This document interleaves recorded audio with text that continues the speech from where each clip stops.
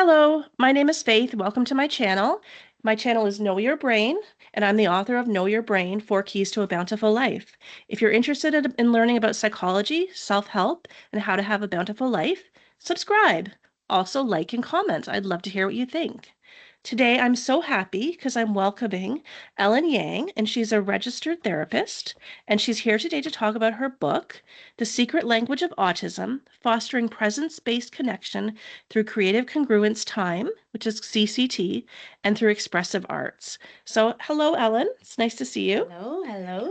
And I see you have your book behind you, which was published by Friesen Press. So the first thing I'm going to ask you is, please tell me about your background. My background, okay. I am a clinical counselor, also expressive art therapist. Also, I'm a faculty member, so as an educator as well too, and also researcher as well too.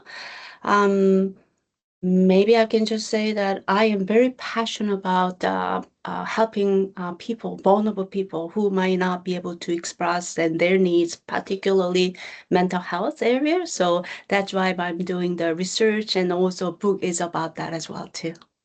Okay, and I'm so glad to have you here to talk about autism today, because Mm-hmm. as we know, the prevalence rate of autism seems to be going up and up, and we really need methods for addressing the mental health of this community. Mm-hmm. So, I would just like you to jump right in and talk a little bit about what inspired you to write the book and any aspect of the book you'd like to talk about. Mm-hmm.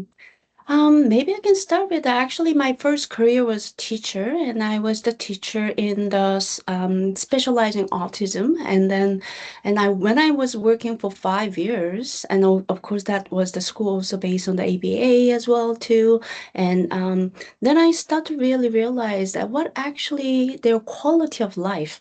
Like again, teaching some of the tools and some of the language is important, but also I was wondering about their inside of the world, inner world, and how do they Yeah. experience this life and this the system as well too. So that brought me to study psychology, and as I study psychology, talking therapy might not gonna be the right way that I can support Yeah. them. So I'm looking for different methodology that they might can be able to use as a communicate, connect, and then it's I found that expressive art therapy, which using different format of art, drawing, painting, drama, music, any creative human expression, the expressive art. So I'm actually trained that, and then also as I'm really exploring that, I have a chance to working with a autistic adult.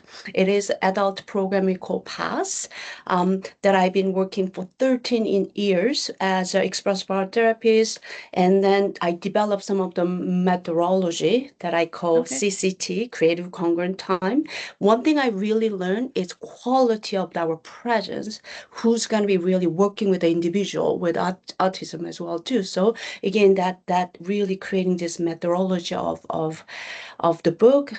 Book, let me put this way, I would say book is all about how to fostering meaningful interaction and deepening human relationship Okay. using other creative method that we can communicate with, such as Okay. express art. Okay, Alan, that was very information dense. So I'm going to go back and just touch on a few things that you mentioned. Mhm. So you said you were a teacher. Did you work in the public school system?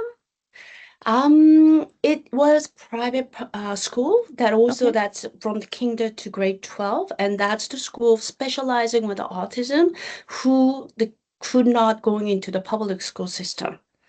And so most of the time, public school, when you actually have high support need, right, and then limited communication, and also again that leading to some of the challenge behaviors as well too. So some of the public school they might not be able to really know how to support them, and therefore many Okay. parents they are not be able to sending those kids to their school as well. So some kids has maybe end up in the home, and some parents has to be really fully spending their time to provide the care for them. But this particular school, some of the parents actually develop the school, and Yep. then and so what I'm trying to say in this school, Many students highly need support, and not many students was not be able to speak, and also have a very very complex challenges in their life as well too. So I have a couple more questions about that. So Mm-hmm. how many children would be in your class typically? In that particular school, we were individualizing their education center. So it's not necessarily classroom, we're gonna say. Okay. Like there are individual sessions throughout the day, 3 times, but Okay. there are classroom or there is a group as well. But again, it depends on the class, but it may be 6 people. Again, the ratio was very good in this particular setting of the Okay. school. Mm-hmm. Yeah, and I know you live in Vancouver, is that right? Mm-hmm. Okay, Mm-hmm. good. I live in Ontario, so we also have a lot of private services for people with autism here. And sometimes it's an ABA service where the Mm-hmm. child goes 2 half days a week. And sometimes it is a complete school that runs Monday to Friday, and the child attends Monday to Friday, and they're in a Mm-hmm. small environment. So I think we have a similar situation in our provinces, Mm-hmm. that parents are sometimes looking for more than or something different than what the public school is offering. Mm-hmm. Um, and Mm-hmm. sometimes they can get some funding for that, and sometimes they can't. That's Yeah. right. Yes, yes. Okay. Mm-hmm. So then you said you went back to school to study expressive arts therapy. Can you talk a little Mm-hmm. bit about your educational journey? So I went to the also 2 years of the program of the expressive art therapy, and then I went to the master program, and right now I'm doing my PhD as well too, Yeah. and particularly around the book of the methodology that I develop and framework of that. So that's what's actually happening here for me, where I'm actually standing here.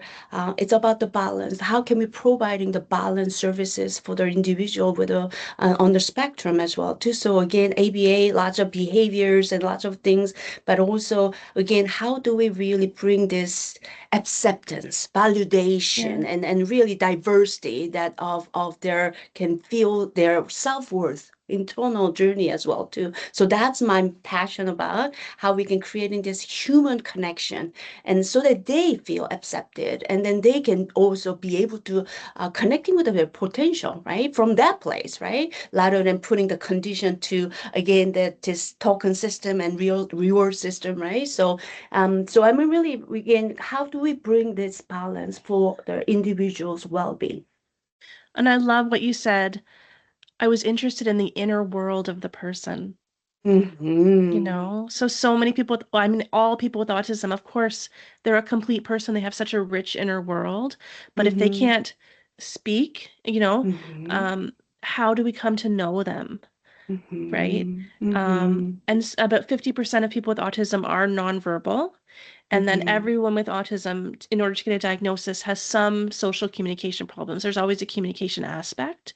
So I Mm-hmm. think people who are working with them, whether it's a family member or a staff member, we need to work on our own communication skills and to how do I come into the world of a person who communicates differently? How do I communicate Yes. differently to be congruent with them? And I think that Mm-hmm. you are looking into that, right? That is exactly, Yeah. yes. So how Uh-huh. can the neurotypical person Mm-hmm. meet that person, right? Mm-hmm. Mm-hmm. And work on those emotional things.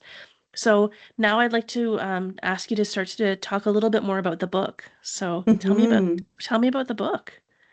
So the book is it is really how we can also creating the meaningful interaction and deepening our human relationship, and also as you just mentioned, inner world, right? How do they really communicate, right? So sometimes, but typically we speaking right now as we're using the word, right? But again, their way of the expression, maybe not the word, and as you mentioned also, even they are non-verbal or non-speaking, even some people speak, they also having a very hard time to really articulate themselves, and the word is not really easy for them. So again, having another, so that's why I name it as a secret language, another language of the expressions and connections, and then also process different living as a human being as well too. So that's the book.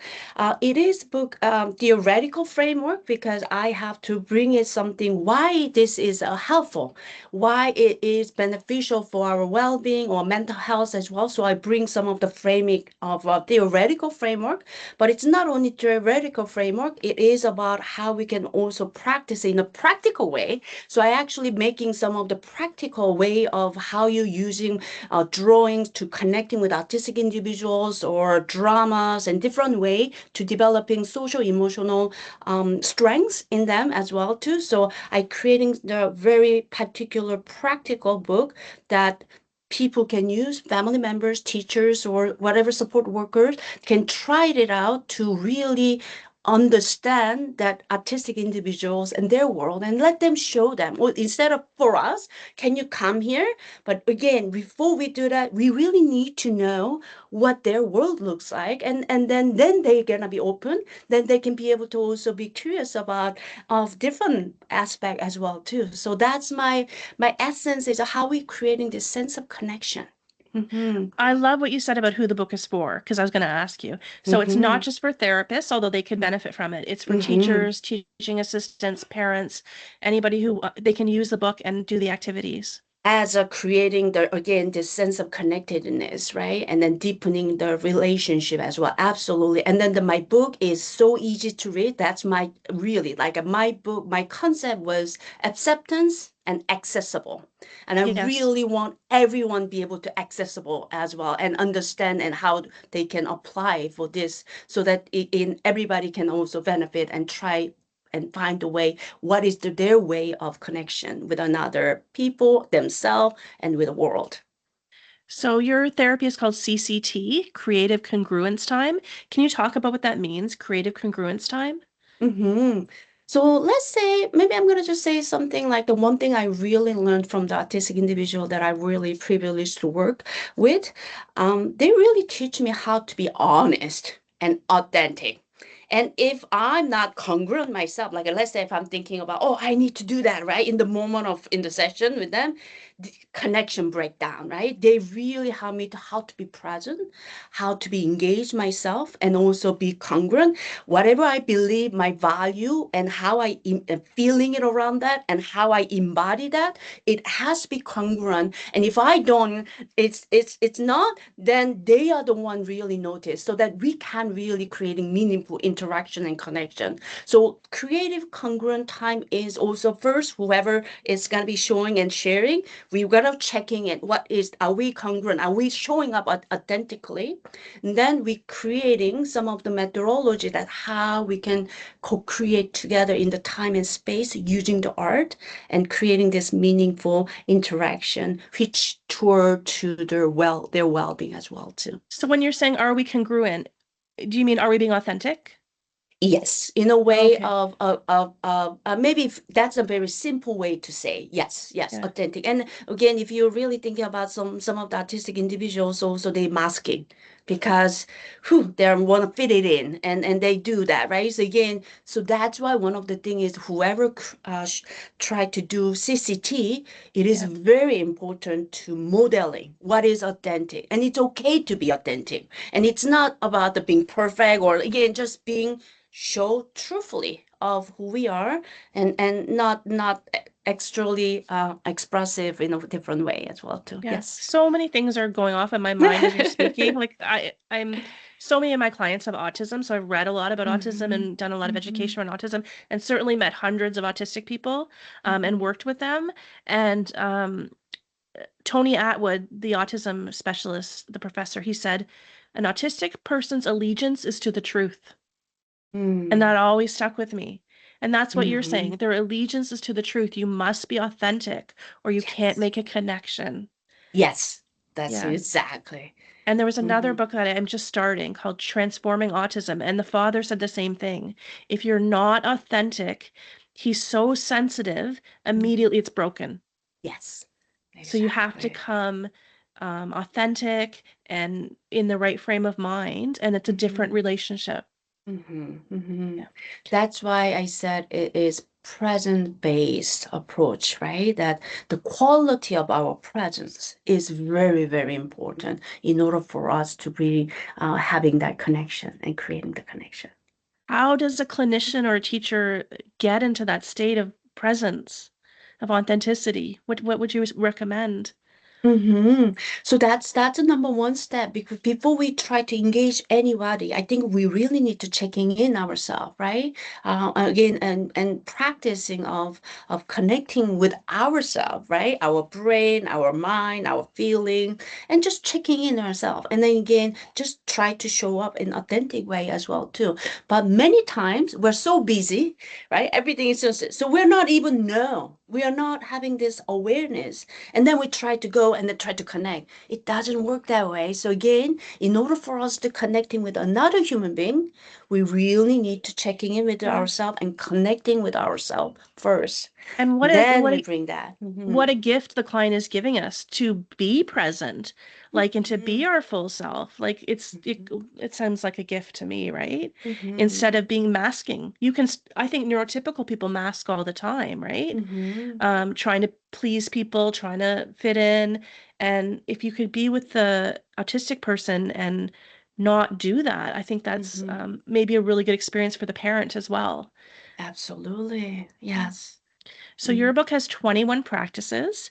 Can you Mm-hmm. just talk about one or two of them so people can get an idea of the type of practices?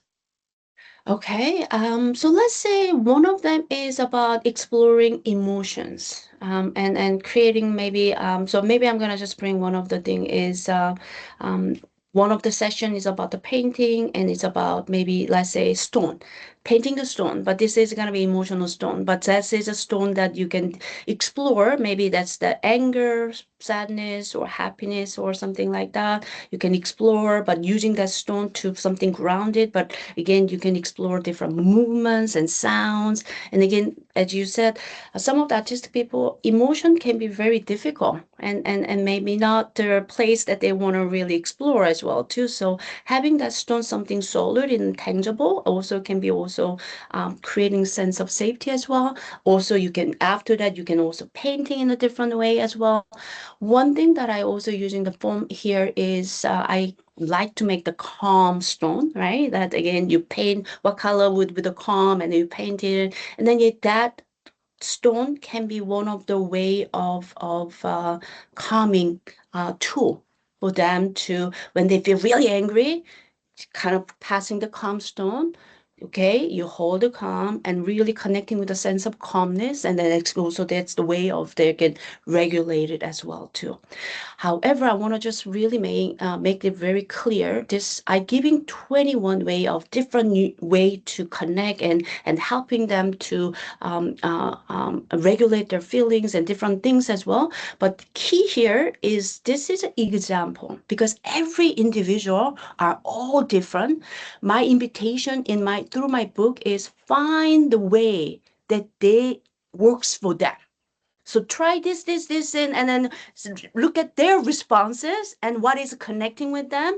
And then that's from there, we're going to develop a little more, right? But sometimes, because let's put this at this book, how did it come is that when I teach art therapists and expressive art therapists, they actually asking for practical book, right? Like I know the theory, but can you give us some of the theory? But there's no such a thing as just practical book that you can try it and figure it out. So that's one of my intention of this 21 ways, that it's going to be the different way of you can practice it. And it's not about 21 ways, because each one has a different integration that you can also try it out as well too. Okay.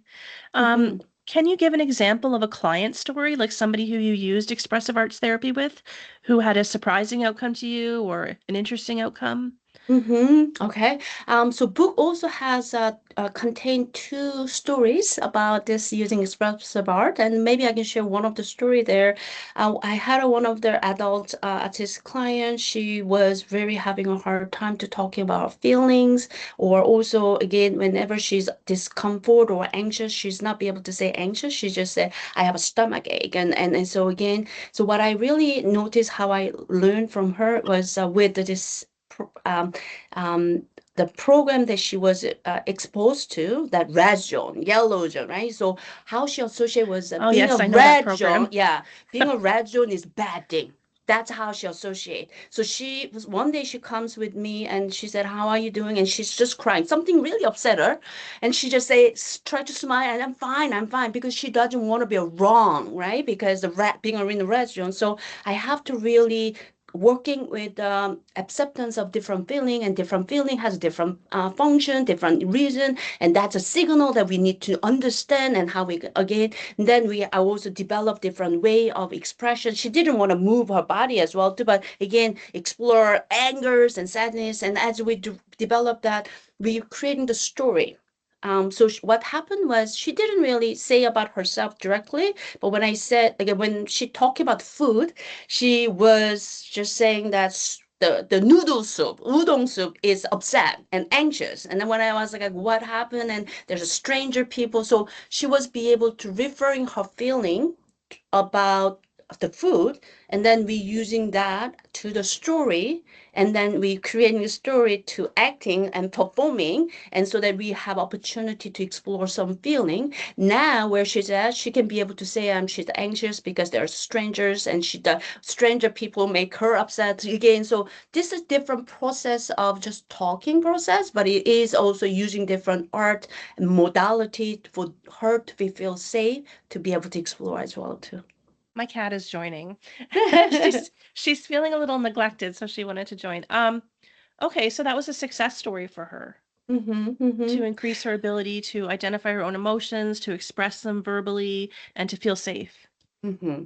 And also one of the maybe quickly another thing is I can give you example here is I also looking for expansion, because again connection is important, and I actually make this therapeutic connection number one elements. But after a connection happen, there is opening happen, because when they feel safe, they can be able to more receptive and open. And what happen is again all the schedules and every changing is going to be very hard for them as well too, right? So again, how do we expanding this tolerance level so that their suffering can reduce, right? Yeah. So again, sometimes some people really want a very clear boundary with the painting. I introduce water paint so that they can blending each other, but they can feel and experience this blending of changes in the art frame, which is not real world. But when they develop those muscle to tolerate, then those experience can actually apply in the real life, so that they feel less suffering when those changes happens. Does it make sense to you? Yes, it does. Mm-hmm. And I think people with autism are suffering a lot. Um, Mm-hmm. their mental health prevalence rate is higher than the general population. Yes. One statistic I did hear, Tony Atwood said people with level 1 autism, which used to be called Asperger's, um, they have a 70% chance of becoming clinically depressed across their lifespan. Mm-hmm. And so these things need to be addressed. Yes, And absolutely. I'm so pleased that we have a new resource and a different Mm-hmm. lens to look at it through. Mm-hmm. And it's expressive arts. I mean, I have seen some of my clients. I'm thinking of one client I had with autism, and he was very, we often say dysregulated, but he was upset. I mean, if we want to be simple, he was upset at school. He was acting out. He could speak. I mean, his language was Mm-hmm. impaired, but he could make Mm-hmm. sentences, short sentences. He was always upset. He was violent at times. But through art, he really had a window or a space where he was very competent. Mm-hmm. And I saw what he made, and it was better than what I could make. And he was so Mm-hmm. calm when he was doing it, and I think proud of what he made, right? Yes. So I think we really need to look at art as a way of healing and showing competence. And you Mm-hmm. said building tolerance and decreasing suffering. Yes, and empowerment, as you said, in real world, we might not gonna get this a sense of control, right? But through art making, they experience sense of control, right? And Yeah. that's also again enhance their well-being as well too. Yeah. And I would also add, I might as well since we're here, I think Mm-hmm. essentially people, if you want to describe people, are essentially creative beings. We all want to create, right? Absolutely. That's our meaning of life. That's everyone's purpose is to create. So if you Mm-hmm. can't create what a conventional neurotypical person creates, you have to because you're not able to earn money perhaps Mm-hmm. or build the same kind of relationship socially. What can you create to fulfill your Mm-hmm. purpose? Can you Exactly. right? Can you create something with coding? Can Mm-hmm. you create something with art, fine arts with Mhm. painting. Mhm. And I'm sure you've seen your clients create some pretty amazing things. Absolutely. And as you said, also again, the well-being and quality of life. I'm looking at quality of life, right? So again, it's not about quality of life, you being success and make money, but again, how do we experience this life? And then also if we can giving them to be able to create, right? And engage of that and sense of control in a way of making and creating it. It is really Yeah, impact their quality yeah. of life And and a sense of, well-being. you said control, but I would say purpose, a sense of Yes, purpose, absolutely. you know. Mm-hmm. So yeah, beautiful. Let me see what else. So you mentioned an organization called PALS Autism Society. Mm-hmm. Mm-hmm. So I'm just going to say that I'm going to include some information in the description if people Mm-hmm. want to look up PALS Autism Society in Vancouver. Yes. So they can look at that and they can see if that's something they want to learn more about, or perhaps if they live in the area, they want to be involved in and start using their services. Mm-hmm. And Mm-hmm. we're almost done. So is there anything Mm-hmm. else you would like to add? Mm-hmm. Maybe about what you're researching now or what your future goals are?